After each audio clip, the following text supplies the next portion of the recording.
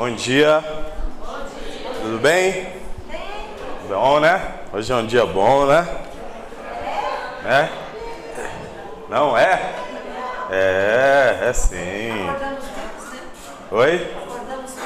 Acordaram vivos, né? Então tá bom. Vamos orar, vamos iniciar nossa aula. Hoje a gente vai ter que dar uma corridinha, né? Quem não estava na aula passada, hoje a gente vai fazer essa primeira etapa da aula, uma última aula. E na segunda etapa, a nossa avaliação aí, tá bom? Tem até que tomar cuidado para não gravar a parte da avaliação, né? Senão, vem à tarde já tem a resposta. Brincadeira, a gente lembra disso. Vamos orar então? Pai, muito obrigado por essa manhã, por esse dia. Deus, obrigado por tudo que o Senhor tem disponível para nós. Que nós possamos acessar tudo isso e viver um dia agradável debaixo da Tua graça, da Tua presença. Que o Senhor nos abençoe, o Senhor traga para nós entendimento, sabedoria, revelação, tudo aquilo que nós precisamos nesse dia, especialmente para esse momento. Guarda tudo que diz respeito a nós entregamos o controle de tudo dessa manhã e desse dia em Suas mãos. Em nome de Jesus. Amém. Amém? A chamada está passando aí já. Aí, de ajuda aqui para distribuir a aula de hoje aqui. Jeremias 2:13. Amém? Vamos ler aqui rapidinho. Diz assim na minha versão: E o meu povo cometeu 2 crimes na minha versão. Eles me abandonaram, a mim, a fonte de águas vivas, e cavaram suas próprias cisternas rachadas que não retêm água. Então, um texto muito interessante, Deus falando o que o povo errou, por que o povo está vivendo dessa forma. E não é diferente hoje. Ele diz que o povo cometeu 2 crimes. Primeiro, abandonaram a fonte de águas vivas. Então Deus, Jesus, através de Jesus, Ele é a fonte de águas vivas. Tudo que a gente necessita está nele. Só que aí ele diz que não somente isso. Não apenas foi esse o erro, me abandonar, mas começaram a cavar suas próprias cisternas rachadas que não retêm água. O que ele quer dizer com isso? É que quando nós fazemos as coisas na força do nosso braço, sem Deus, sem depender dele. A gente trabalha, né? Nesse exemplo que ele está dando, você cava, só que não vem da fonte de águas vivas. E aí qualquer água que você tentar colocar ali não vai ser água que realmente mata a sua sede, preenche suas necessidades. E ainda por cima diz que são cisternas rachadas, ou seja, tudo que você tentar preencher vai sair, vai se esvair, vai se esvaziar. E assim é a nossa alma. A nossa alma só pode ser preenchida em Deus. Qualquer outra fonte que a gente tente colocar vai acontecer isso. Tem um grande pensador cristão que diz que o tamanho do vazio do homem é o tamanho do vazio de Deus. Ou seja, só Deus pode preencher esse vazio. Então a gente precisa entender isso. Amém? E Salmos 19:7. Só para a gente relembrar aí. Salmos 19:7. Nós lemos aqui. Então, um texto denuncia o problema e o outro mostra a solução. Amém? Então, Salmos 19:7 diz: A lei do Senhor é perfeita, na minha versão, e revigora a alma. Os testemunhos do Senhor são dignos de confiança e tornam sábios os inexperientes. Então, a lei do Senhor é perfeita. Uma outra versão que eu gosto mais diz que ela restaura a alma. Revigorar, restaurar, renovar, né? Então, uma denuncia um problema, o outro texto denuncia a solução, né? Então a gente veio falando várias aulas sobre problemas e hoje a gente quer falar principalmente sobre aquilo que é o que nós devemos fazer na nossa vida. Amém? Então tem aí, primeira, para vocês aí irem preenchendo aí, né? A gente quer falar primeiro de tudo das características de uma pessoa saudável. A gente começou lá no início da aula, lembra? Mostrando aquele gráfico, as 10 áreas da nossa vida que a gente precisa dar mais atenção. Vamos ver se vocês lembram aí, né? Primeira área. Segunda área. Terceira área. Para aqueles que são casados, conjugal. E aí para aqueles que não, para todos a quarta, se você não for, já pula para essa, que é a área familiar. Depois da área familiar, qual era? Saúde. Depois da área de saúde, uma área específica da família, pais e filhos, né? Paternal, filial. Depois dessa área, área relacionamentos, de modo geral. Não existe ordem, tá? Foi só a ordem que a gente apresentou ali. A única ordem correta realmente, para quem é casado, são 3. Preste atenção, você que é casado. Espiritual, emocional e conjugal. Essa é a ordem. O restante pode vir em qualquer ordem. Mas a ordem que a gente apresentou, depois vem o quê? Financeiro. Depois da área financeira vem o quê? Profissional ou ministerial. Depois a área moral. Faltou alguma? Social. A gente falou? Então tá bom. Vamos lá, gente. Então, continuando aqui. Você aplica aquelas áreas e a gente fala aqui de características de uma pessoa saudável. A primeira característica que você vai colocar aí é capacidade de se maravilhar. Coloca aí. Capacidade de se maravilhar.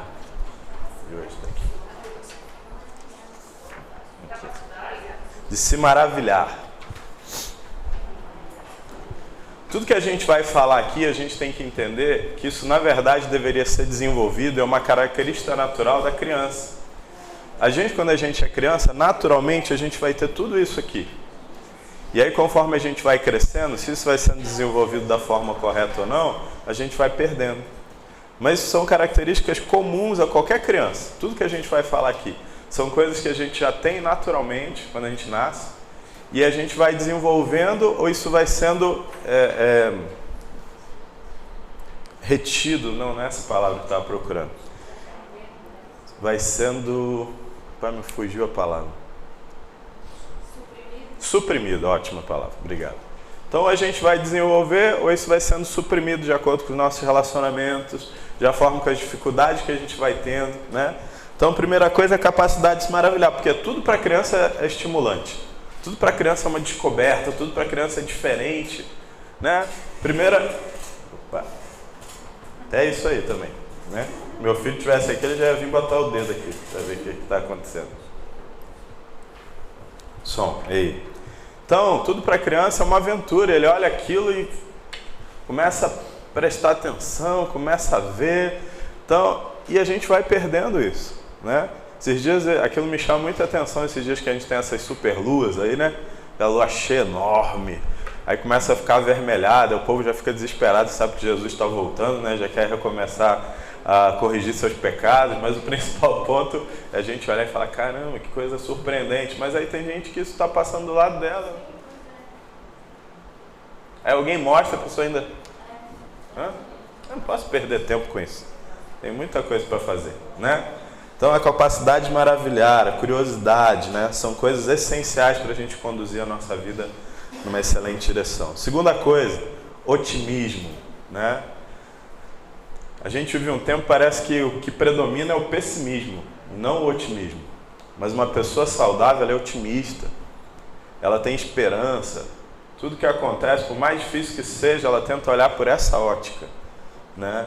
Então, a gente não pode ser aquele esquema, né? Ó dia, ó azar, né? Tudo dá errado, parece que tem uma nuvem negra perseguindo a pessoa. Eu brinco e é muito sério que a gente vive um tempo do desafio, né? A batalha da dificuldade. Você chega para alguém e fala, bom dia. Aí a pessoa, só se for para você. Aí a pessoa fala, mas por que? Não, eu estou vivendo assim, assim. A pessoa, isso, porque você não sabe da minha situação. Aí começa aquela batalha ali. Aí o outro fala, não, mas eu estou devendo. Eu falei, mas eu estou devendo todo mundo. Não, mas eu estou devendo todo mundo e o governo. E aí a pessoa vai. E não sai daquele ciclo de discussão, né? Então, isso é bom porque a criança também é assim. A criança acredita que naturalmente o mundo é amigo, tudo é bom, né? É até uma coisa que hoje nos nossos tempos é até complicado, porque eu acho que muitos aqui viveram esse tempo como eu vivi, você podia brincar na rua naturalmente, você podia conversar com todo mundo, você podia ser aberto a todas as situações de relacionamento. E hoje, infelizmente, por N problemas, a gente não pode ser mais assim. Mas a gente tem que tomar cuidado para a gente não criar os nossos filhos com medo do mundo. Tudo é perigoso, tudo é problemático, não é verdade. Mas a gente tem que ensinar a ter cuidado, alertar para pessoas, estranhos, tudo isso, mas a gente não pode tirar essa característica de reprimir, né, como foi falado aqui, e a gente colocar a pessoa, criar pessoas com medo do mundo, de tudo que vai vir ao nosso redor. Amém? Então, terceira característica aí, dependência. Coloca aí, dependência. Terceira. Primeira foi capacidade de se maravilhar, segunda foi otimismo, terceira, dependência. O que é isso? Criança, ela é dependente. Um neném, por exemplo, ele depende 100% de tudo. Ele não pode fazer nada sozinho. E a criança, ela vai crescendo dependente. Ela tem que ser dependente a nível de autoridade, né? Ela tem que ser dependente não apenas de questões físicas, né? Às vezes a criança vai começar a se desenvolver, ela vai começar a saber fazer tudo sozinha. Meus filhos mais velhos, às vezes, tem que tomar cuidado, porque ele já sabe onde ficam as coisas, né? Aí ele quer preparar lá um mamar lá, ele vai lá, já abre a caixa de leite, aí derrama tudo e tal. Não, filho, mesmo você sabendo, espera, gente, pede aí, por favor, pra gente fazer, né? Mas apesar da brincadeira, é verdade, a gente tem que entender isso, e nós precisamos entender que Deus nos criou para ser totalmente dependente dele. Tudo que a gente for fazer na força do nosso braço vai ter mais esforço e menos resultado. Tudo que a gente achar que a gente vai conseguir fazer sozinho, ou seja, sem Deus. E eu falo, pastor, mas nós somos cristãos, filhos de Deus, ninguém faz isso. A gente faz isso todos os dias. A gente escolhe as áreas que a gente acha que a gente precisa ser dependente de Deus e as áreas que a gente não acha, que a gente não precisa. Às vezes a gente acha que a área financeira a gente não precisa de Deus. Não, pastor, mas eu dou meu dízimo. Tá, mas você não programa seus gastos. Você não apresenta a Deus se aquilo realmente deve ser feito ou não. Então, inúmeras áreas da nossa vida que a gente pode não estar dependente de Deus e querendo fazer as coisas na força do nosso braço. Então, a dependência, ela nos ensina uma coisa muito importante, que é a vulnerabilidade. Ou seja, nós somos vulneráveis a inúmeras coisas e a única proteção que realmente temos é o Senhor, é Deus. Ele é a fonte da nossa proteção. Amém? Quarto ponto, que é muito importante, a gente está falando desde a semana passada, expressar emoções. Uma pessoa saudável, ela consegue com facilidade expressar suas emoções. De novo, tudo que a gente está falando aqui, a gente vai tentar, vamos abrir a nossa mente, no bom sentido, para a gente olhar da ótica da infância, da ótica da criança, de como uma criança é, de como deveríamos ser, né? Você pega lá e você olha que uma criança, ela vai do riso ao choro com muita facilidade, e vice-versa. Criança se pega de pancada com outra, estão lá se arrebentando, você separa, fala, pede desculpa, daqui a pouco já estão rindo, brincando de novo, e daqui a pouco vão pegar de novo. Por quê? Porque é uma característica, né? Saber expressar suas emoções. Às vezes foi um negocinho desse tamanho, a boca aberta, você vai ver, você vai desesperado, achando que quebrou o pé. Encostei no negocinho aqui, entendi, né? Então, isso é uma coisa que a gente precisa ter, né? É até uma coisa que é muito natural e que você liga essa primeira capacidade de se maravilhar a esse expressar emoções. E é uma coisa que realmente quando a gente olha e fica observando uma criança, a gente vê como a gente perdeu. Você pega lá um desenho, por exemplo, um desenho animado, né? Uma animação saudável, né? Por favor. Hoje em dia tem umas animações aí que tem que tomar muito cuidado. Aí você coloca lá e senta com o seu filho, aqueles que têm filhos ou um sobrinho, né? Ou se você é uma pessoa muito saudável, nem precisa ter criança do seu lado. Coloca lá, rapaz, a animação, você fica observando teu filho. Tem coisa que você não está nem prestando atenção, daqui a pouco tu começa a prestar atenção nele. Que é uma coisa simples, ele está rindo pra caramba, falando com você assim, apontando, e você olha assim, rapaz, o que ele está achando tão engraçado isso? Daqui a pouco uma coisa que passou desapercebida para você, no outro dia eu fiz isso com meu filho. Ele está chorando, né? O que foi? Porque o animalzinho morreu na história, né? E aí você fica assim, caramba, eu realmente estou muito insensível. Você começa a perceber o quanto você perdeu disso. Então você atrela essas duas coisas, a capacidade de se maravilhar com essa questão de expressar as emoções, né? Tem até um desenho que eu estava vendo com ele, é o Bom Dinossauro. Alguém já viu esse desenho, essa animação?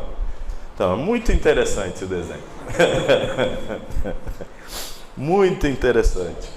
E aí você vai vendo algumas situações assim, e você vai vendo, realmente tem coisas aqui que não foram, assim, vamos ser sinceros também, escritas por uma criança. A maioria das animações, dos desenhos animados atuais, principalmente esses de longa-metragem, não foram feitos para criança. Você vê vários princípios, várias situações que uma criança não vai conseguir extrair. Mas ao mesmo tempo você encontra coisas positivas assim que estimulam a imaginação, a criatividade. Então é interessante. 1, 2, 3, 4, 5. Capacidade de recuperação. capacidade de recuperação. Então isso é muito sério e muito importante. Uma pessoa saudável, ela precisa desenvolver e expressar isso. Sabe por quê? É o que hoje a gente fala tão, bonito, chamado resiliência, Mas é capacidade de recuperação. O que é isso? As crianças, elas têm uma capacidade muito real de reagir ao sofrimento e logo em seguida partirem para outra situação. Às vezes a gente fica preso no sofrimento. Às vezes houve uma dificuldade, ao invés da gente entender aquilo, expressar nossas emoções, é esse ciclo. Você entende, você sofre, você expressa suas emoções, mas você se recupera, você segue em frente. E às vezes a gente para nesse ponto, e a gente fica preso nisso. Então, sexto ponto, e uma coisa que Deus deseja para todos nós, repita comigo: liberdade. Liberdade. Isso é uma grande característica de uma pessoa saudável. Você é livre, principalmente para ser você, para se expressar, para se relacionar, Então, tem que haver liberdade na nossa vida. Se não existir liberdade, tem uma coisa muito errada, espontaneidade, Tem gente que tem um riso estranho. Alguém tem um riso estranho? Não precisa falar, não. Tem gente que tem um riso estranho, rapaz, aí a pessoa dá aquela primeira vez, aí percebe que o pessoal está prestando muita atenção ou rindo demais, aí a pessoa já fica prendendo o riso, Isso aí é que não pode acontecer. Oi? Não, na verdade é aqui, ó. É no cabo. Então, liberdade, a principal coisa que Deus deseja para nós, prestem muita atenção nisso, é que a gente tem que ter liberdade para sermos nós mesmos. A gente não precisa se restringir, se tornar outra pessoa, viver um personagem. Deus quer que a gente seja com um riso estranho, seja com a cara meio fechada, seja com a cara alegre demais, não importa. A gente tem que ser quem nós somos. E entendendo que Deus nos ama dessa forma. Isso não está dizendo respeito a defeitos de caráter, problemas de caráter. E aí é libertinagem. A gente está falando de liberdade. Então, liberdade e libertinagem são duas coisas diferentes. O que a gente não pode é dar vazão à libertinagem através da liberdade. É isso que a Bíblia nos ensina. Mas existe essa diferença, É tão interessante isso que a criança, de novo, partindo da ótica da criança, nesse ponto de liberdade, ela vai descobrindo muitas coisas através da brincadeira. Ela tem liberdade, ela pega o ambiente, ela inventa uma brincadeira ali, porque dentro dessa liberdade está a espontaneidade. Então, ela vai ali e ela vai descobrindo. Muitos adultos acham que qualquer coisa que foge ao padrão do seu trabalho, da sua rotina, é ociosidade. E não é verdade. Ociosidade é quando você literalmente fica sem fazer nada, nada mesmo, e principalmente quando você tinha coisas para fazer. A gente não pode confundir ociosidade com descanso, que é um princípio bíblico, e com isso aqui, que é você descobrir as coisas, Porque se você não tiver liberdade, como você vai descobrir coisas novas na sua vida? Se você não tiver tempo para realmente observar coisas, como você vai desenvolver coisas? Os grandes inventores da humanidade são pessoas que tiveram liberdade para olhar ao seu redor, para perceber situações e daí extrair coisas novas, Então, isso é muito importante. Sétimo e último, porém não menos importante, coloca aí predisposição para amar. Predisposição para o amor, para amar. Então, quando a gente olha, qual a importância disso? As crianças, como a gente está falando, tudo na ótica da infância, elas são naturalmente predispostas ao amor. Elas são naturalmente. Elas não estão fechadas, elas não estão restringidas, E é muito importante lembrar que a criança ela precisa ser amada, incondicionalmente. Os defeitos, as situações vão ser corrigidas, mas o amor ele precisa ser exercido, Quando uma criança ela é privada desse tipo de amor, é uma das maiores privações que ela pode passar. Você pode, deixar sem determinadas coisas, você pode não comprar muitas coisas que a criança gostaria, você pode até não conseguir atender todas as necessidades, Claro, não estamos falando de necessidade básica, vestir, comer, Mas você pode não conseguir suprir todas as necessidades que, inclusive, que a sociedade impõe, né? Hoje temos necessidades que a sociedade que impôs, né? Nem todo mundo, na verdade, precisa ter um celular de última geração, mas é isso que a sociedade impõe. Uma criança, por exemplo, tem uma determinada idade que ela deveria ter, mas todos daquela geração ali de filhos estão, né, com aqueles celulares. Não, a gente precisa dar um celular para ele também. Não é verdade. Até porque cada um tem uma maturidade, cada um tem um tempo. Depende se seu filho tem 10 anos, tem maturidade, você ensinou ele o suficiente, ok. Bora, tem que ver isso muito bem. Agora pode ser que tenha um que tenha 12 e não tem maturidade, nem deve ter. Então a gente tem que analisar tudo isso. Mas a verdade é que o que ela realmente vai sentir falta, de verdade, não é isso, é do seu amor. O amor dos seus pais, o amor da sua família, o amor das pessoas ao redor preenche a falta de tudo isso. Inclusive hoje isso às vezes são amuletos, são substituições. Que a gente não tem tempo, ou não quer dar tempo, e a gente coloca lá isso lá, essa caixinha colorida, entre outras coisas, toma aí e se diverte. Por quê? Porque aí você não vai precisar investir ou gastar tempo com seus filhos. E talvez os mais novos aí da geração sofreram isso também. Então isso é muito importante a gente olhar. Amém? Então essas são as principais características de uma pessoa saudável. E aí, exemplo daquelas 10 áreas lá, é muito importante a gente olhar para isso e ver como a gente está a nível dessas características. Então tem aí na sua lição, está escrito aí: uma alma curada nos dá a oportunidade de sermos livres para ser quem realmente somos, para amar e receber amor e para vivermos todo o projeto de Deus para nós. Amém? Então isso é o principal, esse é o motivo da gente examinar como está a nossa vida, da gente permitir a nossa alma ser curada. E aí eu coloquei aí o processo de restauração da alma.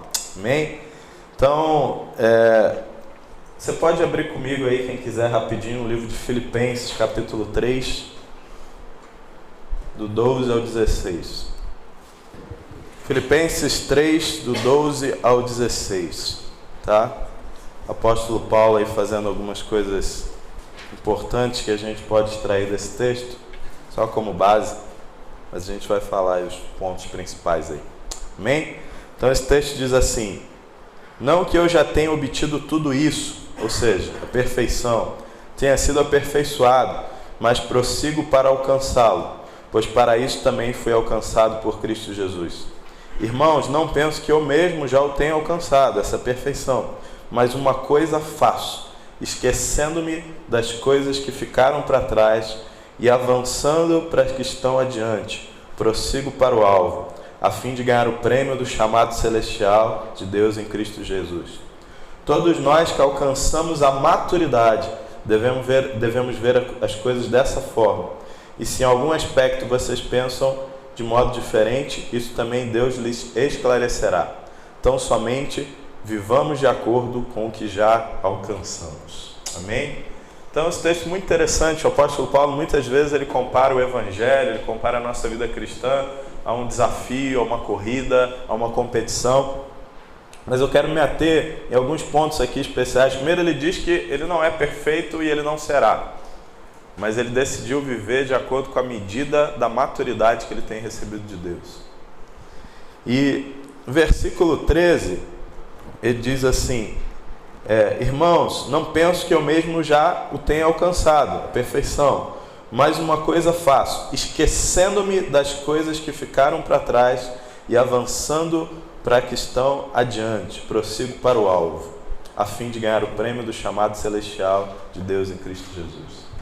Então, é uma coisa muito importante, porque às vezes a gente vê esse texto e a gente extrai um princípio errado. Quando ele diz aqui, por exemplo, esquecendo das coisas que ficaram para trás, tem um princípio muito importante aqui.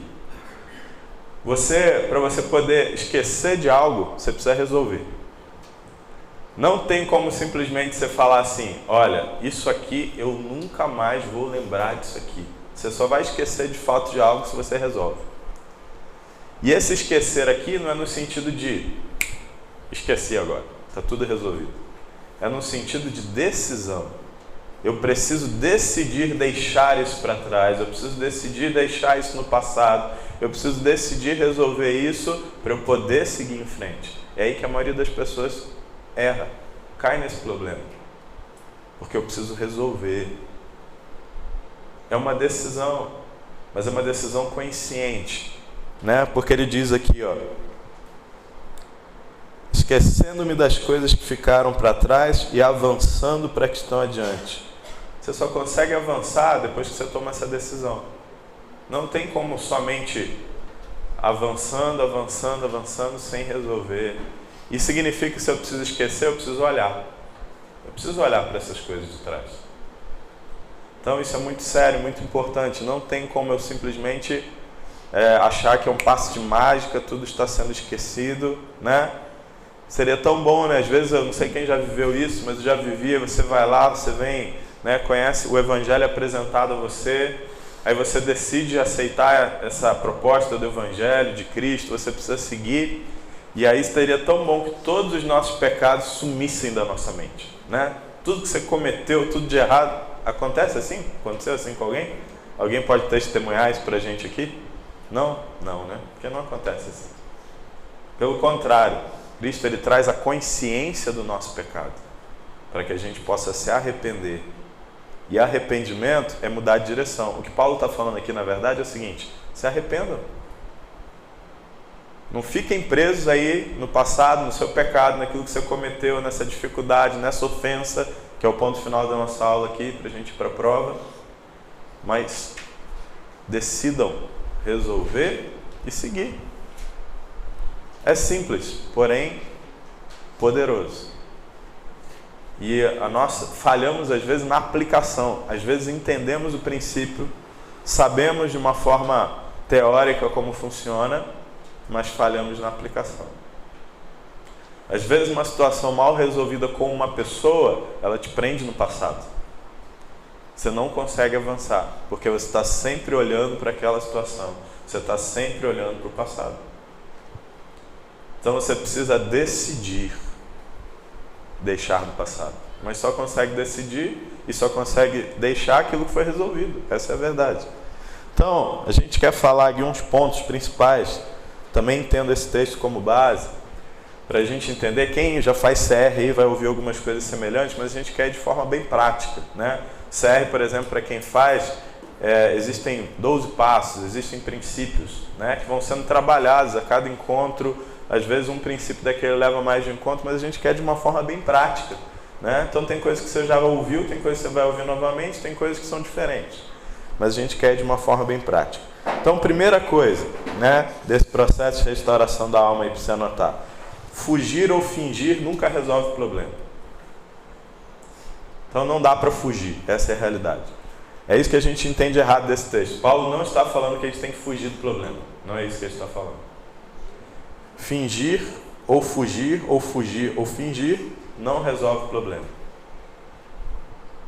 Fugir ou fingir não resolve o problema. Esse eu vou até falar devagarzinho, se vocês querem, né? Fugir ou fingir não resolve o problema. Né? Então, primeiro ponto. Isso, de um modo geral, é como se processa literalmente um processo de restauração, né? Então, o primeiro ponto é esse, né? No CR a gente chama do admitir, né? Então, segundo, eu preciso decidir, decisão, lidar com a situação. Eu preciso decidir. É uma decisão. Enquanto você não decidir, não vai acontecer. Já fazendo um link para o perdão, que a gente vai falar daqui a pouco, ninguém acorda morrendo de vontade de perdoar. Ninguém acorda: hoje é o dia que eu vou perdoar, glória a Deus, Deus botou um desejo no meu coração. Eu até olhei, veio nos meus sonhos o rosto da pessoa que eu tenho que perdoar, assim, até corações em volta. Mentira. Vai ter pesadelo com aquela pessoa, né? Pesadelo, você pode estar matando, ela morrendo, né? Ela te matando, mas você só vai ter pesadelo, você não vai ter sonhos. 3. Reconhecer suas emoções e o problema em si. Não apenas o problema em si, mas você precisa reconhecer as emoções que o problema gerou para você. Estão entendendo? Sim ou não? Sim ou não? Pode ser sincero. Não? Amém. Não é apenas reconhecer o problema, mas as emoções que o problema gerou para você. Então você teve uma dificuldade, aquilo te gerou o quê? Raiva, frustração, medo, arrependimento. Você precisa identificar claramente. Eu volto para aquela aula lá do identificar, rejeitar, substituir e aplicar. Então, não adianta apenas eu reconhecer o problema, eu preciso realmente reconhecer o tipo de emoção, o sentimento, aquilo que foi gerado em mim, para eu lidar com aquilo, para eu abrir mão daquilo, para eu renunciar àquilo. Entendeu agora? Ok? Sim? Então tá. Aí vem aí o texto que a gente acabou aqui de Filipenses 3, no caso versículo 13, né? Lembrar antes de esquecer. Isso é a parte mais delicada. Lembrar antes de esquecer, para poder prosseguir. Lembrar antes de esquecer, para poder prosseguir. Por quê? Porque o lembrar vai te gerar o que você precisa resolver. Se você não lembrar, não tem como você resolver, né? Tem pessoas, por que a importância disso? Tem pessoas que o trauma foi tão grande, a situação emocional foi tão forte que a pessoa suprimiu. É muito comum a gente lidar com pessoas no que dizem traumas de abuso, por exemplo, todo tipo de abuso, e especialmente sexual, que a pessoa suprime aquela lembrança. Você vai conversar com situações de pessoas que sofreram isso, quem sabe, em que ela anula aquela lembrança da sua memória. Ela vai até aquele ponto ali, eu lembro que eu estava aqui, depois eu só lembro lá na frente, não lembro o que aconteceu. Tem pessoas que tiveram, por exemplo, uma infância tão traumática, algumas situações tão difíceis, que ela suprime áreas da sua vida, uma fase inteira. Tem pessoas que só lembram da sua história dos 6 anos para cima, por exemplo. Não lembram nada. Isso não é normal, tá? Não querendo trazer pânico para ninguém, mas assim, a criança dos 3 anos para baixo, é muito normal ela não lembrar de muita coisa, tá? Os 3 anos para baixo. Mas dessa idade para cima dá para lembrar de muita coisa. Não estou dizendo que você tem que lembrar de tudo, entendo. Mas se você tem um apagão de toda a sua fase, não significa que você foi abusado, fique tranquilo. Significa que talvez foi uma infância tão difícil, tantas situações emocionais complicadas, que você decidiu apagar essa fase da sua vida. E às vezes justamente é nessa fase, muitas vezes é nessa situação que reside o problema que precisa ser tratado, precisa ser resolvido. Então, de uma forma muito responsável, às vezes a gente precisa chegar diante de Deus e não pedir para Deus trazer tudo, mas trazer aquilo que é importante à sua memória, para que você possa lidar. Se a pessoa vai ter dificuldade de lidar sozinha com isso, ela vai ter que pedir ajuda de uma pessoa, de um familiar, de um psicólogo, e aí por aí vai, os níveis de dificuldade que a pessoa tiver. Amém? Tem um texto lá em Gênesis 2:22, não precisa abrir não, vou ler rapidinho aqui só por causa do tempo mesmo, que diz assim, se ela está certa, tá. 2:25 diz assim: o homem e sua mulher viviam nus e não sentiam vergonha. Adão e Eva. Sabe o que significa? Que a gente precisa se desarmar, né? A gente precisa ser transparente, a gente precisa estar nu. Você vai chegar diante de alguém para pedir ajuda nesse processo, desculpe, mas você vai ter que se despir, você vai ter que se desnudar, ter que se desarmar das suas defesas, né? Das suas justificativas, né? E realmente mostrar aquilo que realmente é a situação.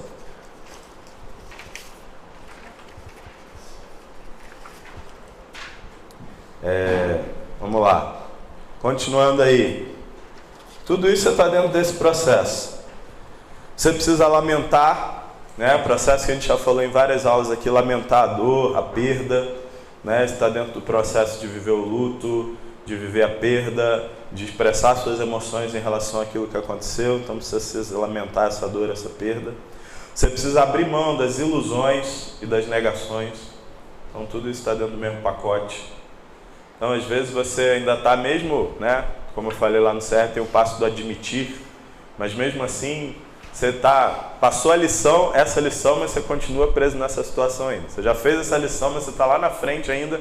Toda vez que alguém vai te confrontar ou vai vir uma situação nova, você começa a dizer, não, mas isso foi assim por causa disso, porque tal pessoa fez tal coisa comigo, porque também quem não agiria assim nessa situação, né? E você precisa realmente abrir mão dessas ilusões. E aí precisa existir um processo que é a restauração da confiança. Anote isso aí. restauração da confiança, que se processa entre duas coisas aqui. Essa restauração da confiança acontece principalmente através de 3 processos, que é aquele se despir lá que eu falei, é isso que vem agora, que é o falar e o validar a dor. Então a restauração da confiança se dá através de 3 coisas. Uma que a gente já falou, que é você se despir, você não ficar escondendo, né?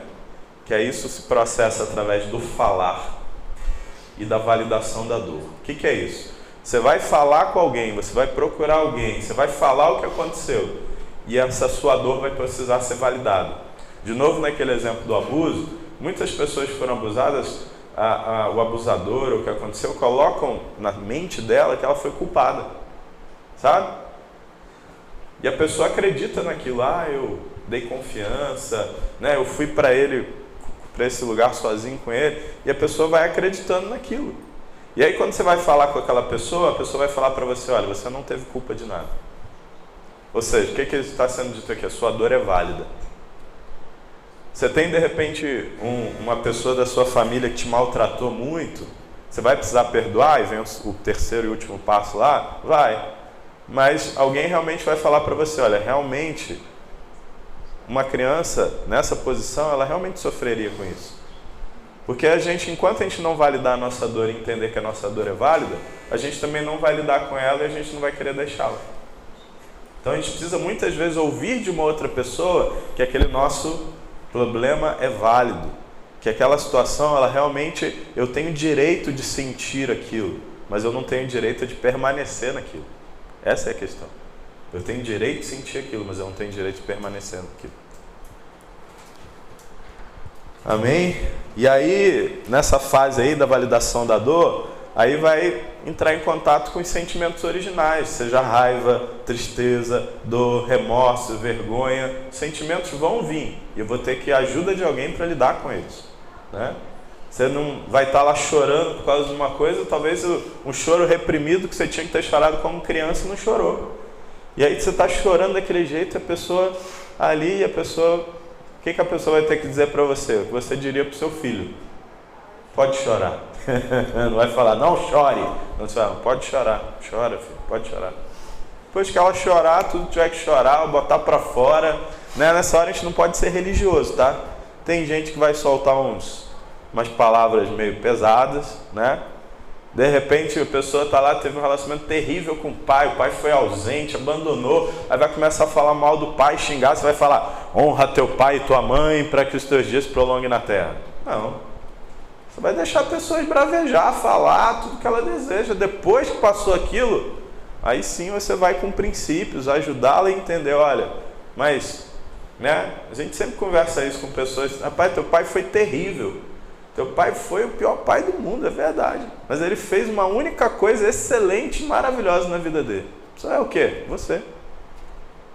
Não fosse por ele, você não estava aqui. Seja na sua visão um acidente ou voluntariamente, ele participou do teu processo, você está aí. Se ele não existisse, você não existia. Então, é isso que a Bíblia diz de honrar. Reconhecer quem a pessoa é e o que ela fez pela gente. Amém? Aí sim, depois que você partiu desse princípio de entrar em contato com esses sentimentos, aí vem o renunciar.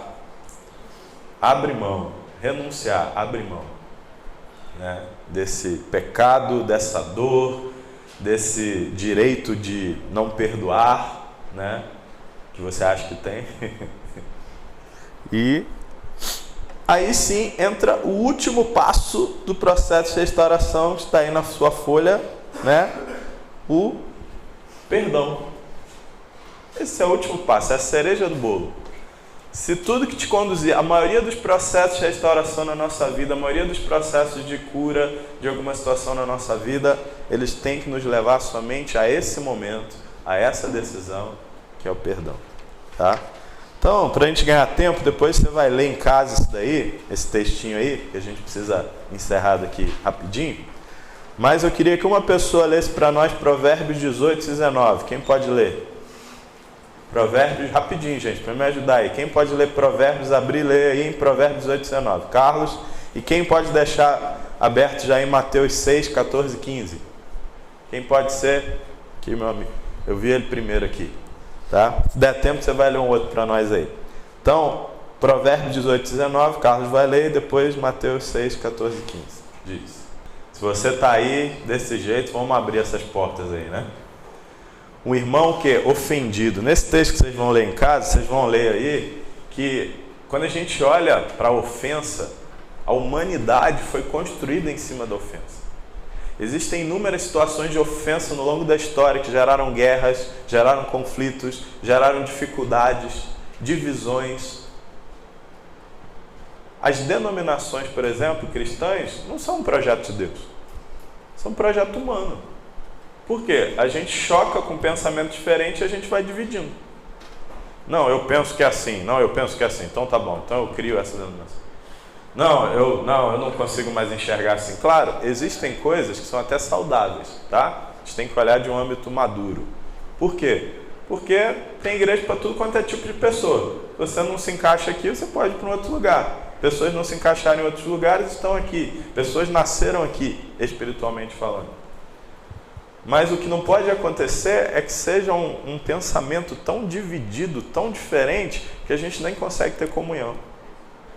Tanto que você vai ver aí, em alguns lugares, não aqui, a coisa mais difícil é você juntar pessoas de denominações diferentes, pastores, líderes de denominação diferentes, num projeto comum. Porque cada um tem uma visão de algo e não querem abrir mão da sua visão em prol do bem comum, que é a visão de Deus. Até porque alguns pegam lá vários, não estou dizendo que é realidade comum, tá? Você não sair daqui pensando mal das denominações, mas alguns é até a sua visão pessoal, não é nem a visão de Deus, tá?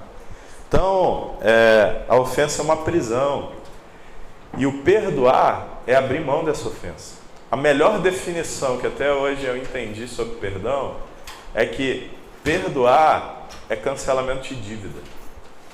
Alguém tem uma dívida com você, ou você tem uma dívida com alguém, você está liberando a pessoa dessa dívida, você está cancelando essa dívida, e aí a pessoa passa a não te dever nada.